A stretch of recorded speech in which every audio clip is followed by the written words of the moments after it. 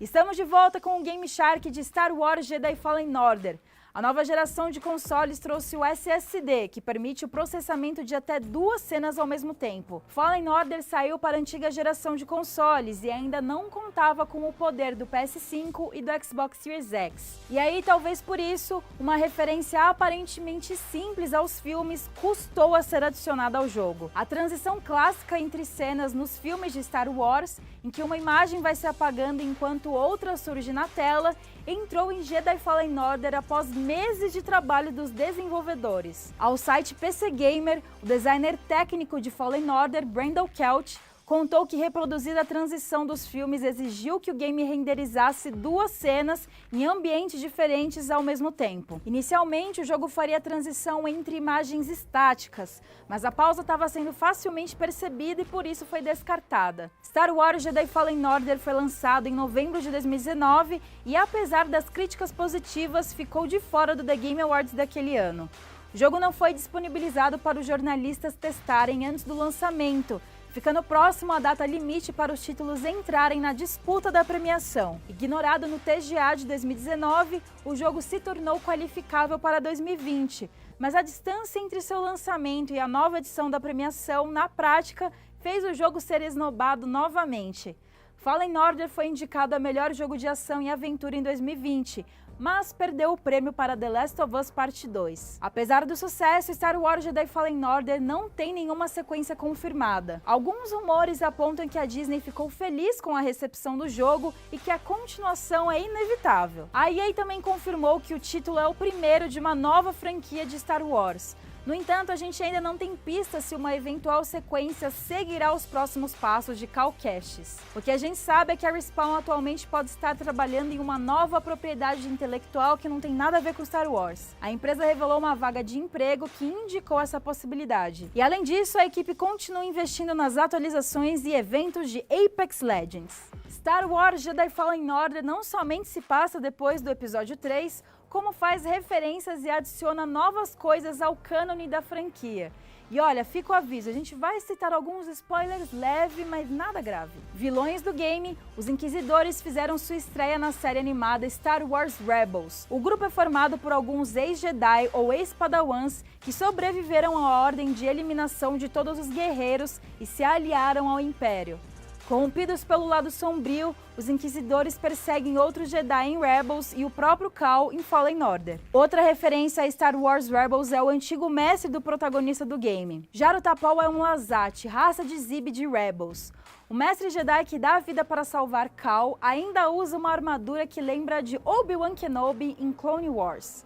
Conhecido do público pelo filme spin-off Rogue One, uma história Star Wars, o piloto separatista Saul Guerreiro está de volta em Jedi Fallen Order. O ator Forrest Whitaker reprisou o papel para viver uma versão mais jovem do personagem mostrado no filme. O passado de Guerreiro é uma adição do jogo da EA ao cânone de Star Wars e mostra mais sobre o guerreiro introduzido em Clone Wars, que foi subaproveitado em Rogue One. Sabe quem também tem sua origem mais detalhada no jogo? O icônico vilão Darth Maul, apresentado no episódio 1, A Ameaça Fantasma. Em Fallen Order, a gente visita Dathomir, planeta natal do Zabrak, raça de Darth Maul. O vilão é filho de Talzin, líder da Ordem das Irmãs da Noite, um grupo de bruxas sensíveis à força. Talzin era aliada ao Império, até que Palpatine leva seu filho para ser treinado como Sith. Talvez a maior contribuição de Fallen Order para o cânone envolva a base militar Starkiller, a Estrela da Morte apresentada no episódio 7, O Despertar da Força. Star Wars Jedi Fallen Order confirma que o planeta Ilum é o mundo que aparece no 7º filme como a base da Primeira Ordem. No game, a gente visita um planeta que abriga um templo Jedi. O local está lotado de cristais Kyber, matéria-prima para a fabricação de sabres de luz e que também serviu de matéria-prima para o Império construir as armas de suas bases. Muita informação, né? Star Wars e sua cronologia podem ser um pouquinho confusas. E por isso o Game Shark convocou o nosso especialista em galáxias bem distantes, a Gegé Pinheiro, para explicar qual a melhor maneira de assistir às produções da franquia. Vai que é tua, Gegé! Com a chegada do Disney Plus no Brasil, diversos filmes e séries de Star Wars já estão disponíveis na plataforma. Tem os filmes, as animações, a série com atores reais. Então, a gente montou um guia ousado para você assistir tudo, eu disse tudo, de Star Wars que tem no Disney Plus. Vamos lá? O nosso ponto de partida é Rogue One, uma história Star Wars que é simplesmente perfeito para introduzir a franquia a alguém que nunca assistiu Star Wars antes. O filme tem um ritmo envolvente e vai apresentar toda a beleza e estranheza desse universo. E claro, mostrar que realmente estava acontecendo uma guerra nas estrelas. A aventura deixa o gancho perfeito para o próximo da lista, que é Star Wars Episódio 4, Uma Nova Esperança. O primeiro filme da franquia, lançado nos cinemas lá na longínqua década de 1970. Por causa disso, o ritmo mais lento da narrativa e os efeitos especiais de orçamento mais limitado podem parecer esquisitos, mas só se você comparar o longa com os blockbusters da atualidade. Afinal, o primeiro Star Wars continua sendo incrível e bastante importante, além de apresentar os heróis Luke Skywalker, Leia, Han Solo, Chewbacca e o icônico vilão Darth Vader. Terminando este, pode partir direto para o episódio 5, O Império Contra-Ataca. Conhecido por terminar com um dos melhores e mais dramáticos desfechos da história do cinema, o filme também tem uma revelação importante sobre o Vader que, bom, você já deve saber. E para entender melhor a história do vilão, eu recomendo que você assista em seguida a trilogia prequela inteira, ou seja, episódio 1, A Ameaça Fantasma, episódio 2, Ataque dos Clones e episódio 3, A Vingança do Sith. Nesses 3 filmes, você também vai ver como o universo de Star Wars era diferente antes do Império Galáctico dominar tudo, além de descobrir mais sobre a Ordem Jedi, sobre o Sith, o Senado, o Yoda, ver a origem do Obi-Wan e vários outros elementos legais, mas outros nem tanto.